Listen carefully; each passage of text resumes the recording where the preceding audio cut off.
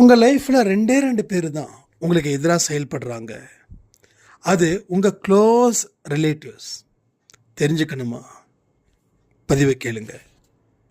நீங்கள் எவ்வளவு தான் திறமைசாலியாக இருந்தாலும் கடவுளுடைய அனுக்கிரகங்கள் இருந்தால் மட்டும்தான் இன்னைக்கு இந்த வயசுலையும் இந்த கஷ்டத்துலையும் நீங்கள் துணிஞ்சு நிற்கிறீங்க அப்படின்னா அதுக்கு காரணம் சாயப்பா உங்கள் மேலே வச்சிருக்கக்கூடிய பாசம். அந்த பாசத்தை தயவு செய்து குறைச்சி மதிப்பிடாதீங்க. உங்களுக்கு இவ்வளவு கஷ்டங்கள் வருவதற்கு காரணம் இந்த ஒன்று தான். ஆனால் இதை நீங்கள் புரிஞ்சுக்கிட்டீங்கன்னா கஷ்டங்கள் இல்லாத ஒரு வாழ்க்கையை நம்ம சாயப்பா நமக்கு அமைச்சு கொடுப்பார். ஏழைகள் கிட்டையும் நடுத்தர வர்க்கத்தில் மட்டும்தான் கடவுளுடைய முழு பார்வையும் இருக்குதுன்றத இந்த பதிவின் மூலமாக நீங்கள் தெரிஞ்சுக்கலாம். எத்தனை திசையில் இருந்து எதிர்ப்புகள் வந்தாலும் சரி, நீங்கள் கலங்கவே மாட்டீங்க. அவ்வளவு பெரிய அற்புதத்தை சாயப்பா உங்கள் வாழ்க்கையில் நிகழ்த்தி கொண்டு இருக்கிறார். கவனத்துடன் கேளுங்க.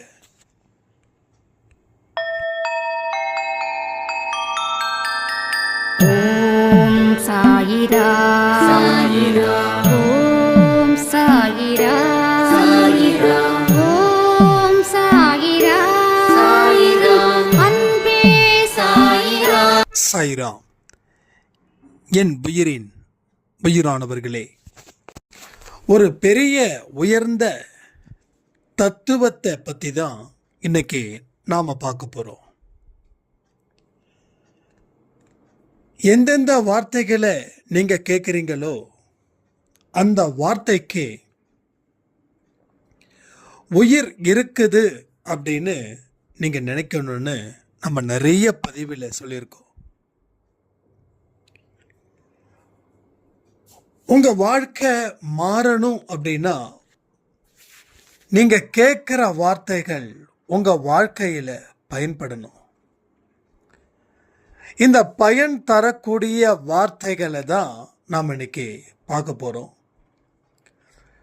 உங்கள் ப்ராப்ளத்தில் இருந்து மீண்டு வருவதற்கு இந்த பதிவு சிறந்த பதிவாக மாறும். அதில் நம்பிக்கை வைங்க. அதில் என்ன வார்த்தை அப்படின்னா, அனைத்தையும் அவர் பார்த்து கொள்ளுவார், அனைத்தையும் அவர் பார்த்து கொள்ளுவார். உங்க வாழ்க்கையில் நடந்த அத்தனை சம்பவங்களுக்கும் நம்ம சாயப்பா தான் இனி பொறுப்பு. அந்த பொறுப்பை எத்தனை பேர் ஒப்படைக்கிறீங்கன்றத கமெண்ட் பண்ணுங்க. என்னுடைய வாழ்க்கையில் எது நடந்தாலும் அவரே பொறுப்பு. என் வாழ்க்கையில் எவ்வளவு ப்ராப்ளம்ஸ் வந்தாலும் அவரே பொறுப்பு. என் வாழ்க்கையில் எவ்வளவு பெரிய வெற்றி வந்தாலும் தோல்வி வந்தாலும் அந்த காரணகர்த்தா அப்படின்றது என்னோட சாயப்பா. இந்த வார்த்தையின் மேலே நம்பிக்கை வைங்க. உங்கள் வாழ்க்கையில் இனி நடக்க போகும் அதிசயத்தை நீங்க காணலாம். ஒரு சாய்ராமுடைய பிரம்மாண்டமான மிராக்கள். நாம ஒரு பதிவில் சொல்லியிருந்தோம், பாரத்தை என்னிடம் வை, உன்னுடைய கர்மாவை பற்றி கவலைப்படாத, நீ செயல் புரிஞ்சுக்கிட்டே இரு, எதை நினைச்சும் கவலை வேண்டாம், அழுக வேண்டாம் அப்படின்னு ஒரு பதிவில் சொல்லியிருந்தோம். இதை ஏற்றுக்கிறது கொஞ்சம் கஷ்டம். ஆனால் ஏற்றுக்கிட்டா நம்ம இஷ்டம் போல ஒரு வாழ்க்கையை வாழ முடியும். அவங்க ஏற்றுக்கிட்டாங்க. ஏற்றுக்கிட்ட உடனே அவங்க மனநிலையில் இன்னும் நிறைய குழப்பம். வாழ்க்கைக்கு எது நடந்தாலும் அவர் தான் பொறுப்பு அப்படின்னா, ஒருவேளை இன்னும் ஜாஸ்தி பிரச்சனையை கொடுத்து சோதிச்சிடுவாரோ அப்படின்னு அவங்களுக்கு பயம். பட் அதை பற்றியும் அவங்க நிறைய கேள்விகளை எனக்கு தொடர்ந்து கேட்டுகிட்டே இருப்பாங்க. நாம் அப்பப்போ பதில் சொல்லுவோம். அந்த பதில் தான் இன்னைக்கு உங்களுக்கு பதிவின் மூலமா சொல்ல போறேன். அதாவது சோதனைகளை அவர் எங்கேயும் உங்களுக்கு அதிகமாகவோ குறைச்சோ கொடுக்கவே மாட்டார். உங்களோட தண்டனை 10 அடி தான் விழணும், இதுதான் சரியான தண்டனை அப்படின்னா அந்த 10 அடி மட்டும்தான் விழும். எல்லா அடியும் அதிகமாகவும் இருக்காது, குறைஞ்சும் இருக்காது. முதல் அடி என்ன வலி கொடுத்ததோ அதே தான் இறுதி வரைக்கும் அந்த வலி இருக்கும். அவ்வளவு துல்லியமாக இங்கே அதற்குரிய தண்டனை நடக்கும். அதுதான் நம்ம சோதனைன்னு சொல்கிறோம். அப்போ நாம் என்ன செய்தோமோ அதனுடைய பலன்தான் கர்மா. அதை நாம தான் அனுபவிக்கணுன்ற சட்டத்திட்டம் இருக்குது. அந்த சட்டத்திட்டத்துக்கு உட்பட்டு தான் இங்கே கடவுள் நமக்கு தண்டனை வழங்குகிறார். அப்போ எக்ஸ்ட்ரா சோதனை அவர் கொடுக்க போகிறது இல்லை. அதே மாதிரி குறைவாகவும் உங்களுக்கு தண்டனை கொடுக்க போகிறதும் இல்லை. அதை நினைத்து கவலைப்படாமல் நீங்கள் சிறப்பாக இருங்க அப்படின்னு நம்ம சொல்லியிருந்தோம். அதே போல் அவங்களும் சிறப்பாக தான் இருந்தாங்க. ஆனாலும் பிரச்சனைகள் அதிகரித்த வண்ணம் இருந்தது. அப்போ நான் திரும்பவும் சொன்னேன், கடவுளை நம்பும்போது உங்கள் பிரச்சனை அதிகரிச்சதுன்னா கடவுளுக்கு நன்றி சொல்லுங்கன்னு சொல்லியிருக்கோமா இல்லையா? அந்த பதிவில் எத்தனையோ பதிவில் இந்த வார்த்தைகளை நாம் சொல்லாமல் இல்லை.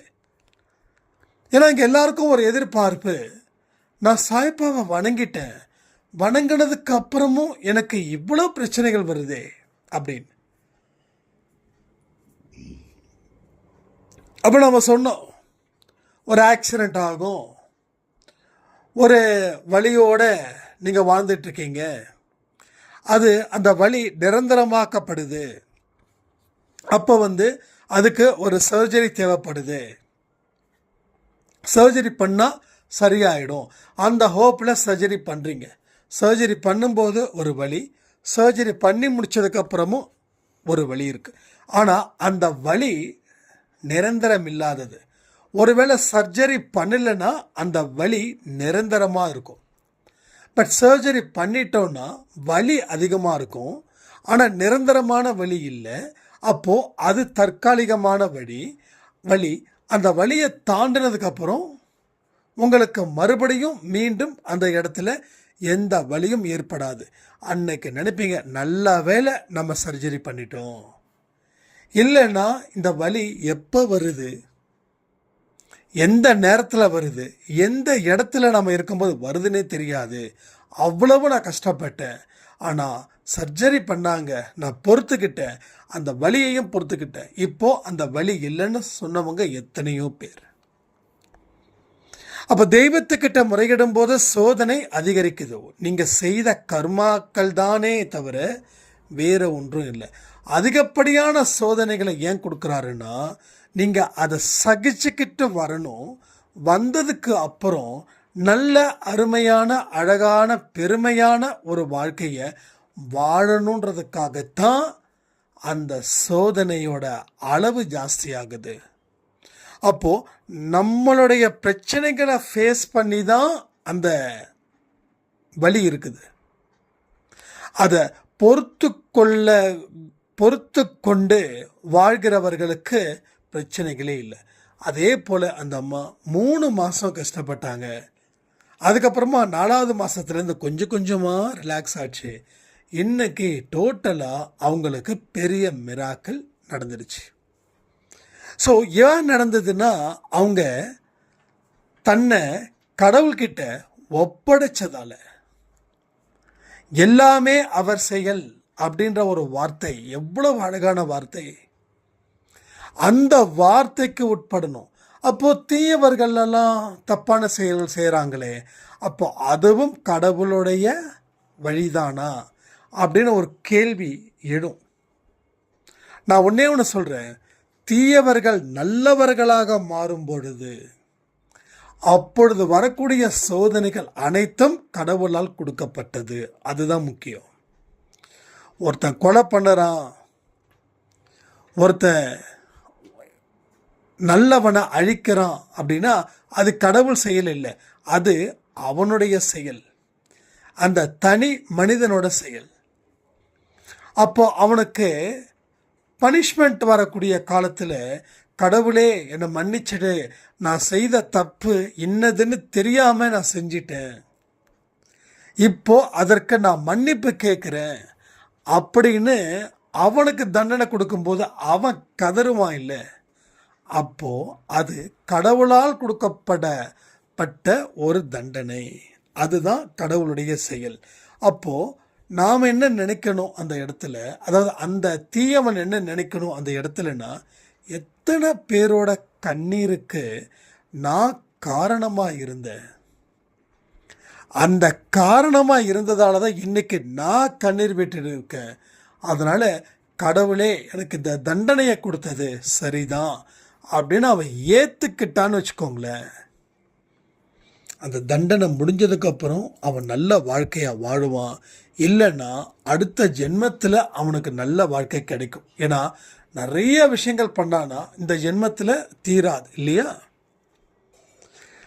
அப்போ அடுத்த ஜென்மத்தில் அவனுக்கு கஷ்டங்களும் இருக்கும், சந்தோஷமும் இருக்கும், மாறி மாறி பெருகும். ஏன்னா அவன் இந்த ஜென்மத்திலேயே அவனுக்கு ஞானம், அவனுக்குள்ள ஒரு விசாரணை நடந்தது.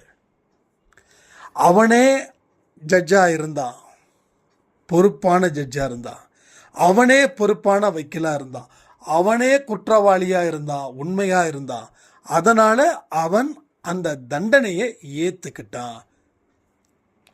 ஒன்றே ஒன்று தான் இங்கே சரணாகதி. அந்த ஒரு விஷயம் வந்துடுச்சுனாவே உங்கள் வாழ்க்கையில் உங்களுக்கு தேவையான தண்டனைகளும் கிடைக்கும், உங்களுக்கு தேவையான மகிழ்ச்சியும் கிடைக்கும். தண்டனைக்கு பிறகு வாழ்க்கை சந்தோஷமாக இருக்கும். அப்போ சோதனைக்கு பின்னாடி சாதனைன்ற ஒரு வார்த்தை இருக்கே, அந்த சாதனை நடக்கணும்னா நீ சோதனையில் இருந்து மீள வேண்டும். இன்னைக்கு கூட ஒரு சாய்ராம் சொன்னாங்க, என்னால் முடியல, என் வாழ்க்கை முடிஞ்சிடுச்சு, இந்த கடும் துன்பத்தில் இருந்து மீள முடியல, போராடி போராடி களைப்படைஞ்சிட்டேன், போராடி போராடி தோத்து போயிட்டேன்னு. ஸோ இந்த ஒரு மாதிரியான வார்த்தைகள் தான் உங்களை திரும்ப திரும்ப விரக்தியின் பக்கத்தில் கொண்டு போகுது.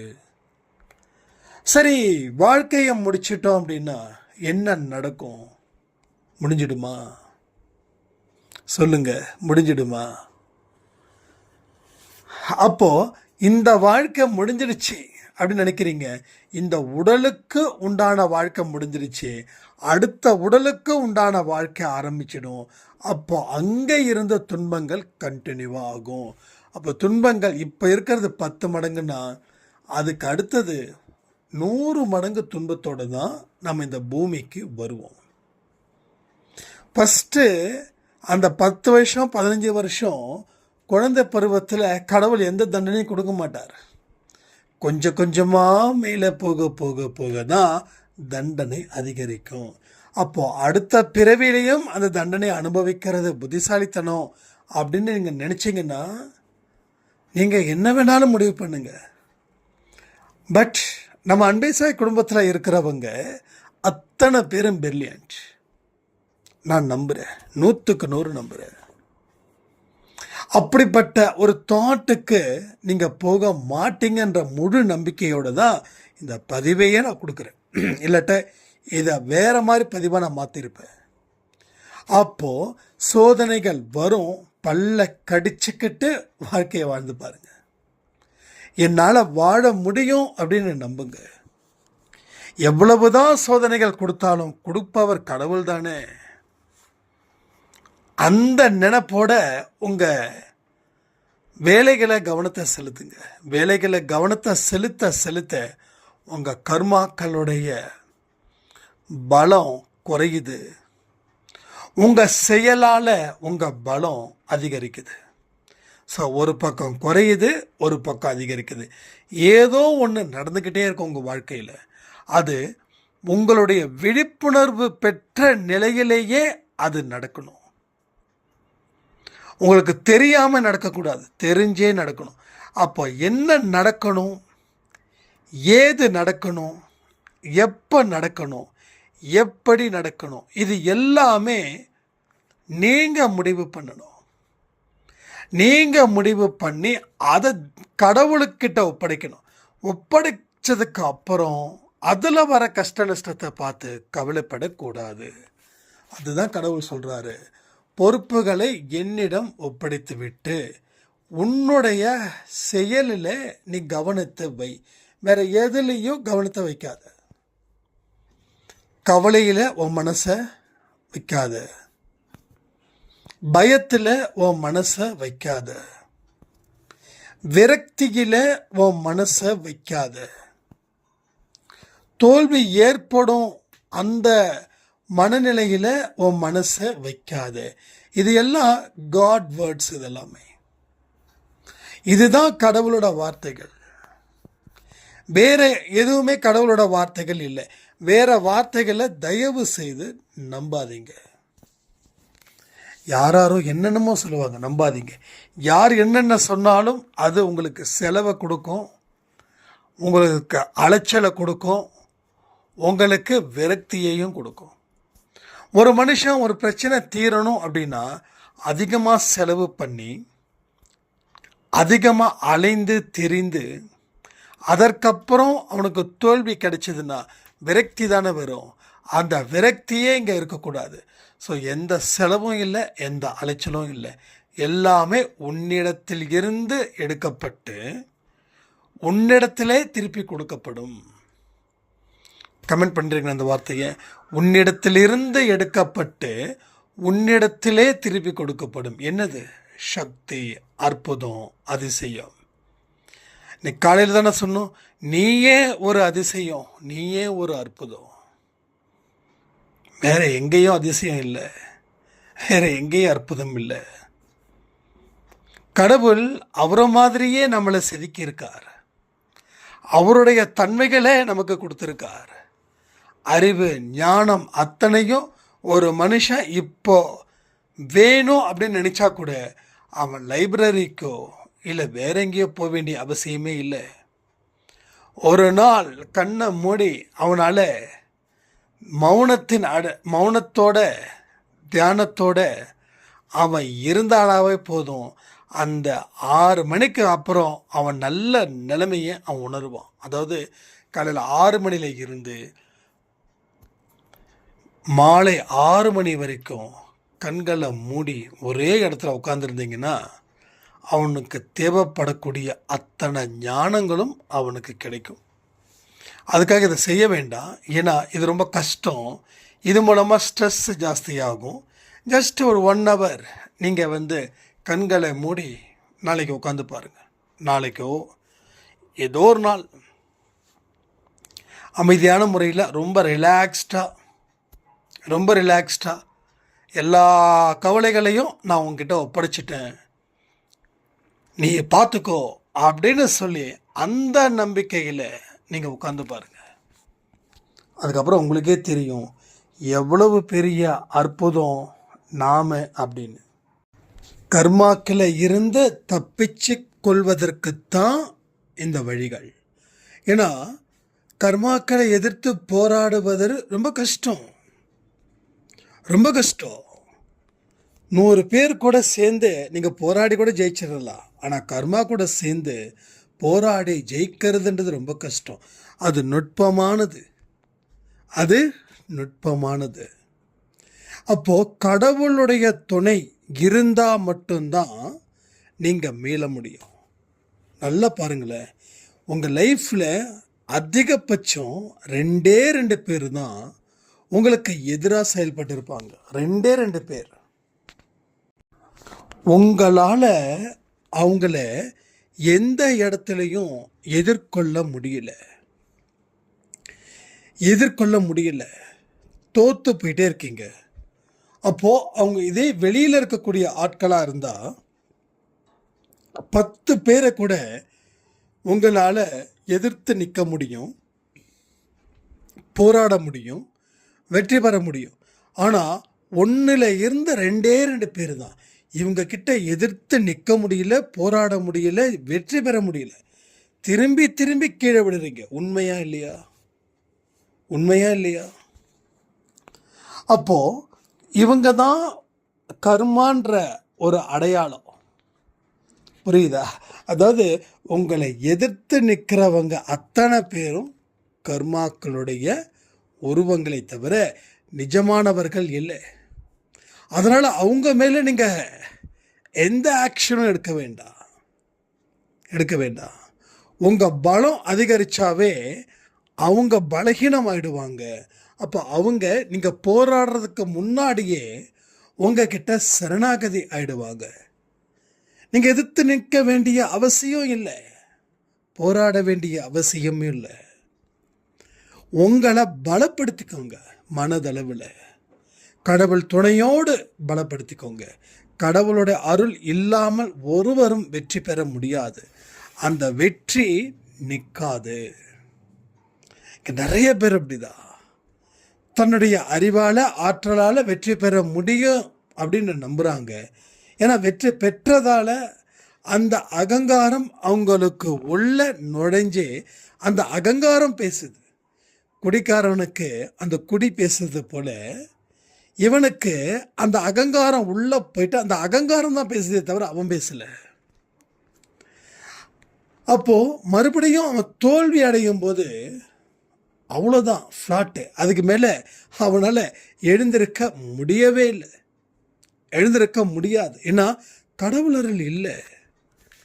இப்போ உங்களால் இவ்வளவு கஷ்டத்தை வச்சும் எழுந்திருக்க முடியுதுன்னா அதுக்கு கடவுள் அருள் இருக்கிறதால தான். எல்லாருக்கும் சொல்கிறேன், இங்கே அன்பே சாயில் இருக்கக்கூடியவங்களுக்கும் சரி, இல்லை கடவுள் தான் அப்படின்னு நினைக்கக்கூடிய எந்த ஜாதியில் இருக்கக்கூடிய மனுஷனாக கூட இருக்கட்டும், அவன் இந்த நிமிஷம் வரைக்கும் உயிர் வாழ்கிறான் அப்படின்னா கடவுளோட பார்வை இருக்கிறதால மட்டும்தான் அது நடக்குது. ஸோ எத்தனையோ பணக்காரர்கள் இல்லை, நிஜமாக இல்லை.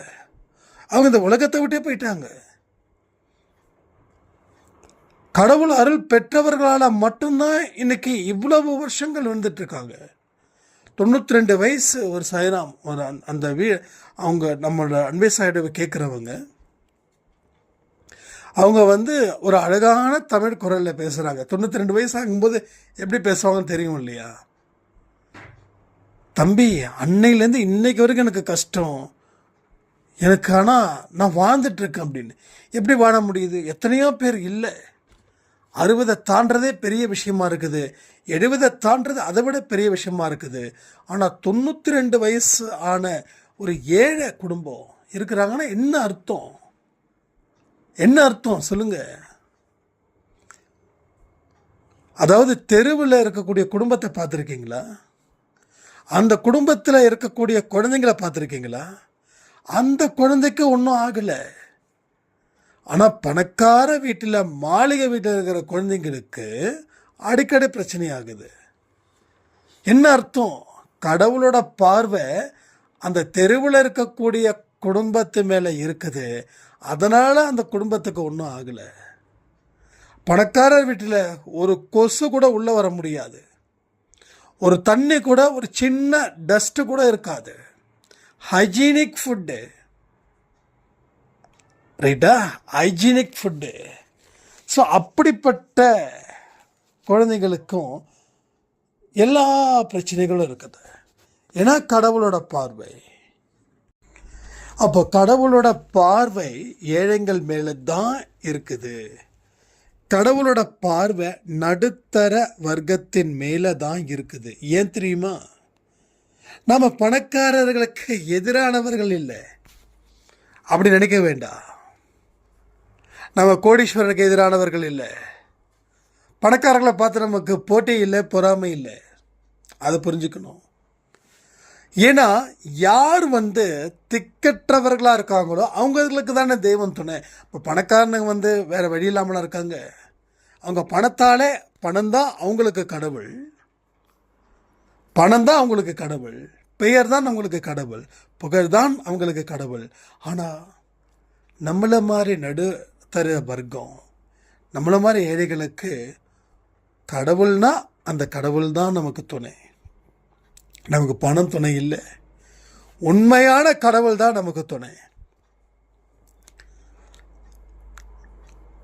நம்ம ஒரு போகிற வழியில் சர்ச் இருந்தால் கூட வணங்கிட்டு போவோம். போகிற வழியில் மசூதி இருந்தால் கூட வணங்கிட்டு போவோம். நமக்கு எல்லா சாமிகளும் நம்ம குல தெய்வங்கள் தான்.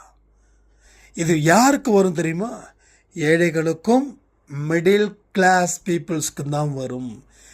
எந்த கண்ணில் கண்ணீர் வருதோ அவங்களுக்கு தெய்வம் துணை நிற்கும். அப்போ பணக்காரர்கள் மேலே கடவுள் கரிசனம் வைக்கலையா? வைக்கிறாரு. அந்த பணக்காரன் ஏழைகளோட கண்ணீரை துடைக்கிறவனா இருக்கிறானோ அவனுக்கு கடவுள் அவனோட கண்ணீரை துடைப்பார். அதான் நான் சொன்னேன், பணக்காரர்களுக்கு எதிரானவர்கள் இல்லை. ஆனால் 90% நடுத்தர வர்க்கத்திலேயும் ஏழைகளுக்கும் தான் கடவுள் துணையாக இருக்கிறார். 20% பணக்காரர்களுக்கு துணை நிற்கிறார். ஏன்னா அந்த 20% பணக்காரர்கள் அடுத்தவங்களோட வழியை தீர்ப்பவர்கள். நான் சொன்ன மாதிரி பெட்ரோல் பங்க்கில் நாம் அந்த வயசான தாத்தாவுக்கு ஐ திங்க் 10 ரூபாயோ 20 ரூபாயோ கொடுத்தோம், சரி ஞாபகம் இல்லை. பட் எங்களுக்கு முன்னாடி இருந்த காரில் இருந்தவர் பர்ஸை எடுத்து அதில் 10, 20 எல்லாமே இருக்குது, அதில் தேடி கண்டுபிடிச்சி 1 ரூபா கொடுக்குறார். வயசான தாத்தா. அந்த தாத்தாவுக்கு என்ன பெட்ரோல் பங்கில் ஜாஸ்தி சம்பளம் வரும்? பெருசாலாம் ஒன்றும் இல்லை. பெருசாக மாதம் 20,000 கொடுத்துருவாங்களா? ஒரு 7,000, 8,000 அவ்வளோதான். அதுக்கு மேலே இல்லை. நீங்கள் வேணால் விசாரிச்சு பாருங்கள். பெட்ரோல் பங்க்கில் ஏர் செக் பண்ணுறவங்க இருக்காங்க இல்லையா, அவங்கக்கிட்ட நீங்கள் நாளைக்கே பெட்ரோல் வண்டிக்கு ஏர் செக் பண்ணும்போது அவங்ககிட்ட கேளுங்க, என்ன தாத்தா உங்களுக்கு சம்பளம்? அங்கே பையன் இருந்தாலும் கேளுங்க. ஸோ ரொம்ப சொற்ப அளவில் தான் இருக்கும். நம்ம அவங்களுக்கு பிச்சை போடலை. அது அவங்க அந்த 1 ரூபா போடுறவங்க பிச்சை போடுறான்னு அர்த்தம். நாம் பிச்சை போடலை, அவங்க நமக்கு சேவை பண்ணாங்க, அதுக்கு நம்ம கொடுக்குறோம். ஸோ யாருமே கிடையாது, பிச்சைக்காரர்கள் கிடையாது. இந்த 1 ரூபா 2 ரூபா போடுறாங்க இல்லையா, அவங்க தான் அவங்கள பிச்சைக்காரர்களாக நினச்சி அந்த 1 ரூபா போடுறாங்க. ஸோ நல்லா புரிஞ்சுக்கோங்க. புரிஞ்சிக்க வேண்டியது ஏகப்பட்டது இருக்குது, இன்னும் நிறைய இருக்குது, சொல்லிக்கிட்டே போகலாம். இது அவ்வளோ சீக்கிரம் முடியாது. சன் டிவியில் இருக்கிற சீரியல் கூட முடிஞ்சிடலாம். அன்பே சாய் என்றைக்கும் எப்பையும் முடியவே முடியாது. ஏன்னா அவ்வளவு மக்களோட மனசை படிக்கக்கூடியது தான் இந்த அன்பே சாய். அதே போல் சாப்பாடு யாராவது கொடுக்கலன்னா தயவு செய்து கொடுங்க. வேற 4-5 நாளாக எதுவுமே எனக்கு சாப்பாடு கொடுத்தேன் அப்படின்னு சொல்லி வாட்ஸ்அப் நம்பருக்கு எதுவும் வரல. அதனால தான் ஸ்டேட்டஸ் வைக்க முடியல. ஈஸ்வரி சாய்ராம் கொஞ்சம் இந்த பதிவு மூலமாக இன்ஃபார்ம் பண்ணிடுறேன். இது வரைக்கும் எத்தனை பேர் சாப்பாடு கொடுத்தாங்க அப்படின்றது ஒரு ஆடியோ எனக்கு அனுப்பிவிடுங்க. இப்போதைக்கு நம்ம போஸ்ட் பண்ணிடலாம். உங்கள் நேம் வரலை அப்படின்னா நிச்சயமாக எனக்கு இன்ஃபார்ம் பண்ணுங்கள். நேம் ஆட் பண்ணுறதுக்கு ஈஸியாக இருக்கும். ஸோ வாழ்க்கையில் வாழ்வதற்கு நம்ம சாயப்பா நமக்கு அருள் புரியட்டும்னு சொல்லி இந்த பதிவை நான் முடிக்கிறேன். ஜெய் சாய்ராம்.